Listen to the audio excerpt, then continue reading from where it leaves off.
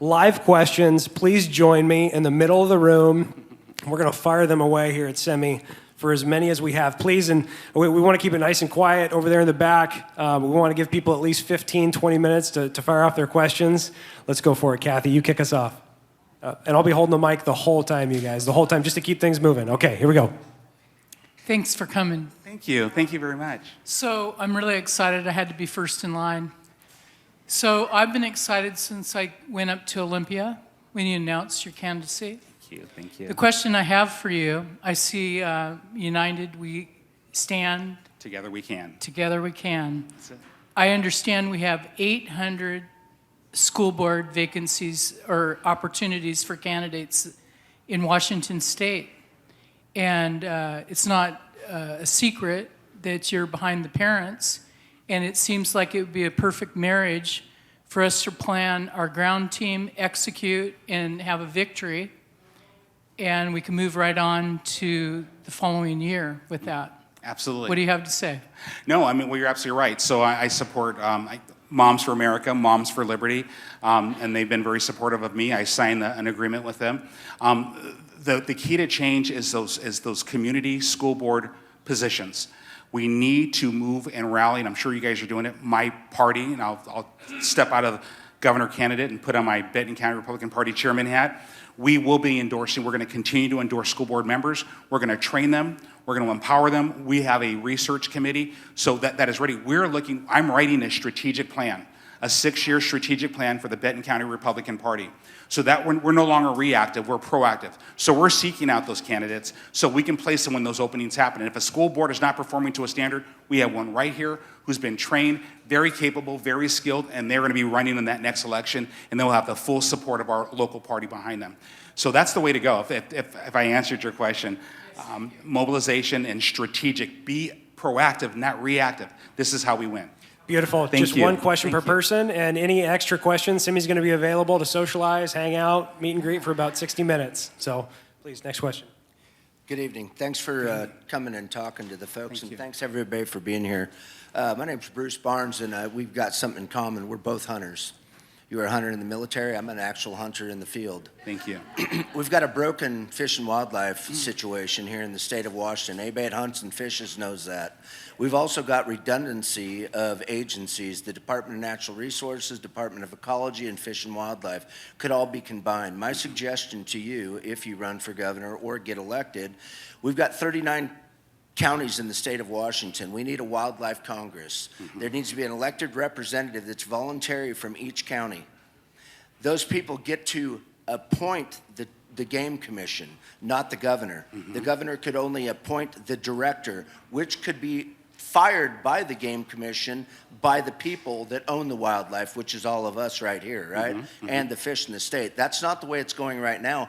And our Department of Natural Resources is closing down all our public lands for carbon credit zones, so I've got less and less places to hunt and fish. So what are you going to do as a governor to combat what is going on right now with the radical environmentalists that are in our agencies that I can't get out because, you know, I'm not an elected official, but you could. I sure could. And so that's a great question. And I was on the phone with someone, and one of my teammates knows. His name was Ron. He's with the, I think it's, the Anglers. It's a wonderful organization. He is going to be my advisor on this. But to answer your question, there is climate change and there is environment. I support the environment in Washington State, meaning this is a beautiful state. We will preserve our rivers. We're going to preserve our hunting areas, and we're not going to put windmills or those wind turbines everywhere and taking that landscape. So that's one thing. Your proposal about it appeals to me because it's of the people, and it's by the people, and it's controlled by the people, and specifically the people who utilize that, who rely on it. So that tells me that it's going to be preserved the right way for the right reasons. Does that make sense? Because the people who make the laws have no idea of hunting, fish, and wildlife because they don't do it. If anything, they would never hunt. They would never fish. And so if you have people in control who actually have skin in the game, it stands to reason you're going to get better results. I was talking about this with forestry and forest management. and timber. We're not going to reduce it. We're going to increase it, and we're going to make it profitable for people as they're making money off the timber industry to come help us manage our forest. So they win by being able to sell it. We win because they're doing the cutting for us. Does that make sense? So yes, I'm very open to it. My card is on that table back there. I'm the guy, anybody here who knows me will tell you, I will call you. We will talk. You call me, we'll be an hour, 2 hours on the phone. Let's put a plan together. Let's talk about it. Let's research it. And if it makes sense, I'll get all behind it. I just need to know what you're thinking about. But let's do something. Thank you so much. No, thank sir. you. I love it. I love it. Great question, Bruce. Okay, please, next question. Regarding school choice and homeschool. Yes. I think those of us who homeschool, me included, it is essential that we preserve our rights as parents and there's not too much overreach by the state or federal government. So regarding school choice and potential money going towards homeschoolers, how much oversight would you propose the state to change regarding homeschool? Yeah. No, I know your question, and so there are requirements, and so you have to have requirements. By the way, homeschooling has the best academic results of any platform of education for children, statistically. Let me just jump in real quick. Michelle Skundrick with Classical Conversations. Beautiful, beautiful solution here. A real solution to make a real difference right here tonight to be able to provide that homeschooling. No, excellent. And so to answer your question, no, we're not going to impose anything other than to ensure that the standards are being met. Right? And so if you're meeting, this is like old math and new math. If you get to the answer, you get to the answer. If you're getting excellent educational outcomes and you're meeting the needs of that child and you can demonstrate as per law and regulation that you're doing so, why are we going to get in your business when you're already the gold standard? So the answer is no. It's not to impose regulations. If anything, we support homeschooling because it's proven to work. And if the parents are taking that on, the state has got to get behind the parents. And as my friends told you, Simi Bird, I'm on record 6 ways from Sunday as supporting parents' rights in their children's education, without any doubt or equivocation, period on that. So did I answer your question? Yeah, I think so. No, I've got you. We're not going to go in and impose restrictions that hinder your ability to educate your children. We're not going to do that. And so we just want to make sure the standard gets met for those children, and that's the way it should go. Because not all homeschools are alike, and not all parents who say, I want to homeschool their children will get the results. Does that make sense? And I can just tell you, some folks, right, anybody can be a parent, but not everybody should be a parent kind of a thing. And so, this is it. Amen. So thank you. All right, guys, we got a couple more questions here. I'm just going to ask that everybody keeps it down over with all the tables. Please keep it down just momentarily. We got a few more important questions for Simi. Hi. Thank you for stepping up to serve. Thank you. Thank you very much. I know what your answer is, but I want the rest of the room to hear. Earlier, I asked you about term limits. Yes. I was very surprised to hear and read, I did some research, that we do not have term limits in this state for the governor's office. Yeah. And so I want you to share with everybody what you shared with me earlier. Thank you. Thank you very much, Lisa. So what I said, Lisa asked, well, what about term limits for the governor? Says there is none. So what I would do is impose term limits. I can't. But once I get elected, one of the first things on my list is to call the legislature together, right, in session, and that's within my rights under the state constitution, and request that they pass, right, a bill for term limits for the office of governor. And so this is the governor asking for term limits for the office of governor. That's my request to them. So that's where I stand in term limits. We need more term limits of the people, by the people, for the people. Let's keep it going. Amen. Oh, yeah. Oh, don't even get started. Oh, emergency power. Don't even get me started. Yes. Hey, it's according to fiscal.wa.gov. Yep, no. OSPI. So what you want to go is the most credible resources, I hate to say it like that, OSPI report card. So it's the Office of Superintendent of Public Instruction, because it is their jobs. They get the numbers reported to them, so it is their responsibility. And anybody can pull it up on their phone. You can literally Google OSPI report card and go down to where it says state results. Yes. Right? Not for district, because you can also go by your district. But go to where it says state, and my numbers I gave you should be accurate. If they're not, then they've updated within the last few days. Yeah, I think I did that, was like 2019 numbers. Oh, no. And I was giving you 21, 22, my sister. So, no, thank you. Oh, you were? Okay. Yeah, this is 21, 22 also. Yeah, no. You're good. You're good, because you could have been right, and I would have learned something. I would have thanked you for it. But no. We're good? No. So, yes. putting on your school board member's hat. You talked about the importance of running for the school board. And that's something that I am trying to get out across the state of Washington. If we are able to take control of school boards, what does that mean for the Washington State School Directors Association? And if we have a change in the in WASDA, what does that mean for our education system? I love it, and that's a beautiful question. So I'm going to be brief, which is usually what I don't do, but I'm going to try. So WASDA is Washington State School Directors Association. Their job is to train school directors. They are made up, outside of their executive body, they are made up of school board directors. To give you an idea, I'm not going to skew it, this just happened in our General Assembly as I was a delegate. Resolution 61, I'm still on your question, Resolution 61, valuing parents and families as the primary stakeholders in children's education, the WASDA Resolution Committee voted no and put a recommendation, do not pass. And so that you know, myself and a couple other school board directors, I sat back and I just listened and I voted with my opinion. And when they did that, I'm very sensitive to that, as you all know. I stepped up, I spoke up. We won the vote, and then they did a weighted vote. And why did they do a weighted vote? Because in Seattle, Pierce County, King County, when they have 5 billion people, I'm kidding, I know the populations, they have more directors, they have more delegates.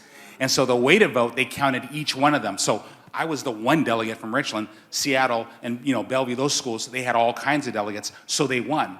And then we did a Robert's Rules of Order, and we said we'd like to do a recount, and then we spoke out. And I said, you just got done with the National School Board Association labeling parents as domestic terrorists.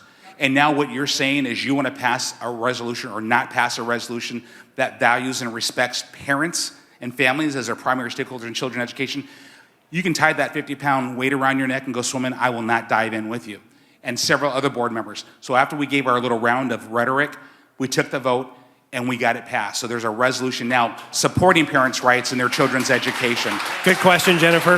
Yeah, no, thank you very much. And our school board members, real quick, if you get school board directors voted in, you can transform your school district. Just so that you guys know, what we were hearing today about the pornography in schools, you have 3 school board directors that agree that goes, it goes. It goes. There's no law that says they have to have that pornography in your school. So there's no law. It goes. So that is the value of getting school boards elected. Your children are our future. That's why I ran for school board and not for Congress. That was the priority is our children. Amen. Thank you for that question. Hey, Don Morby, how you doing? Hi, Don. Good to see you, brother. Retired Thank you for your Navy. service. Yeah. Well, even you Army guys had to have heroes. Well, I was a Marine, and I'm a shellback, by the way, if you were surface or subsurface. I am. Amen. I'm a shellback too, brother. Thank you. My question goes to, after I retired from the service, I went to work for Department of Transportation here in Washington. Retired as the supervisor for Highway 14 in the Gorge National Scenic Area. How do I put this? Environmentalists have added so much money and bureaucracy to the upkeep of our roads and our maintenance of our highways and systems. One classic example, when they did a rock scale job at a place called Sweeney's Corners, milepost 40-something, on Highway 14, they scaled the rock so it would be safe for people to drive by and rocks wouldn't fall on them. I understand it. When we were all done, it looked pretty. The environmentalists from the Gorge Scenic Area required us to stain the rock to look like rock. And I said, just give it 3 weeks of weather and it will look like a rock. But no, they charged us an enormous amount of money for 300 or 400 gallons of stain, which lasted about 3 or 4 weeks until the first rain came along. So my question is, there's a lot of this going on in the Department of Transportation within Washington with their TEF fund, Transportation Equipment Fund, which is just legally stealing money from everybody else. So what can you do about that kind of bureaucracy within the state? Yeah, I'm really glad you asked that. So this is something I haven't said yet, but I think it's important. So one of the other first things I'm going to do if elected or when elected to the office of governor, I'm going to do a third-party assessment of all state, assessment and audit of all state offices and programs. And so the reason I'm doing this is not to go after the state, it's not to go after anybody, and it's not to cut jobs. It's to understand how each department and each program is performing. How are they performing? This is what I do for a living. That's probably why I'm bringing that bias to the table, because I know it'll make our state more effective and more efficient. What you're talking about is a process. And I understand the environmental impact of the coloration of the rock. I mean, I do. Again, I've written on that too. And we can go back to the industrialization age in England where a lot of this science came out. What it says is this: that matters to wildlife as they orient to their natural environment, and it can change the ecocycle. So I understand that. But here's what you just said. You give it a week, you give it a month. And I'm like, if I was your governor, I'd be, we'll give it a week, we'll give it a month. And if it takes 2 months, we'll give it 2 months. We're not going to change the ecocycle in 2 months. And if I can save $100,000 of taxpayer money, right, to let Mother Nature do her job, then so be it. That's a no-brainer. So we have the common sense approaches, not special interest approaches. Think about that. These are special interests. This is what politicians do. And I don't want to say that because now I'm calling people names. I'm calling them politicians. Tell the truth. You're telling the truth. That's fine. This is what some elected officials do. They forget who they work for. Guys, if I served one term, I'm good. I go in, I fix a bunch of stuff, and I bounce. I'm good. Retirement. God is good. So I really want to get in there to serve the people, to save us. I hope someone asks me about taxes, but there's a lot we can do. And so we're going to make government more efficient, more common sense, no more redunculousness. I made that word up. In government, common sense, save taxpayer dollars.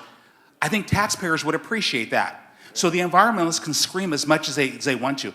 I'm on record saying I will protect and preserve Washington state environment.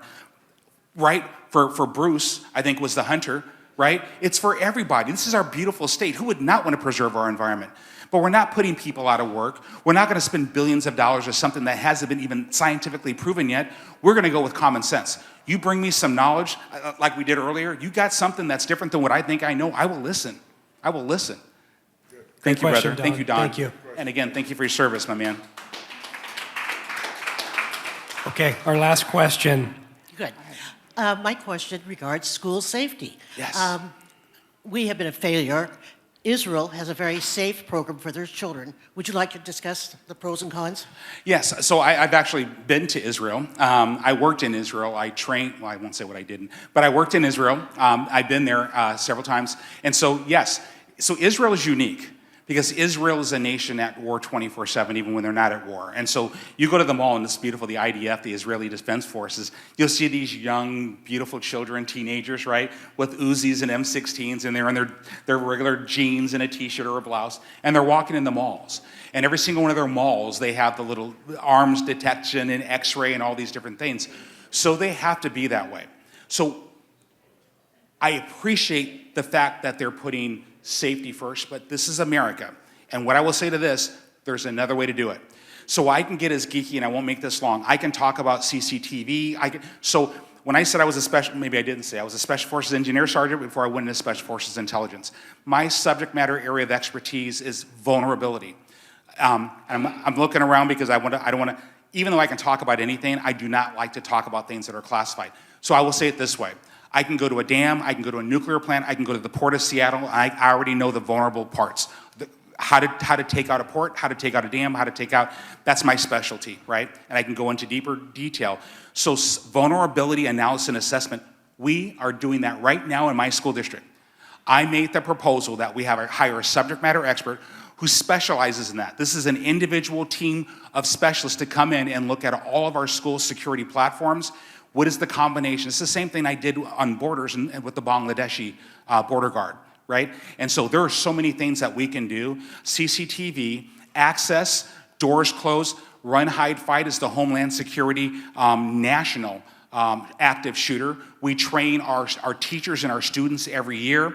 I implemented that. I made the change for our policy in Richland, Washington, working with our school district attorney. So we added that school faculty and staff and students would be trained and the gold standard for protecting themselves for an active shooter. So there is so much. I mean, I could talk ad nauseum if anybody wants to ask me anything, technology when it comes to security, any of that stuff. And there's probably something I can still learn, but that's in my wheelhouse. Thank you. Thank you so much. Thank you, everyone. Please give Semi a huge round of applause. Huge round of applause. Thanks, you guys. It's awfully it's refreshing. Very refreshing to hear someone when elected to a position or taking on more authority or power and understanding the importance of servant leadership. Very refreshing to hear that. Please, one more round of applause for Semi. Thanks, you guys. God bless you guys. I really appreciate that. You guys are the dynamos that hung out.